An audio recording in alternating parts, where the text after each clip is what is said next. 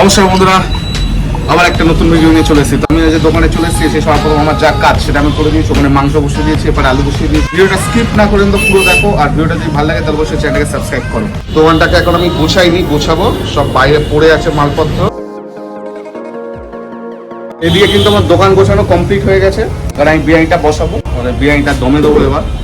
গরমটা মোটামুটি আছে, খুব বেশিও নেই।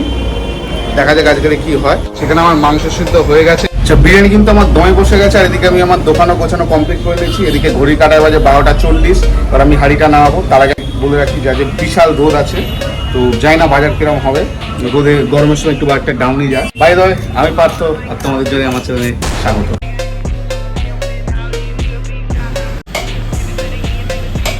বিরিয়ানি নামিয়ে দিয়েছি, আর কাস্টমার হাঁড়ি নামানোর সাথে সাথে চলে এসছে। অলরেডি বিরিয়ানি অর্ধেক সেল হয়ে গেছে।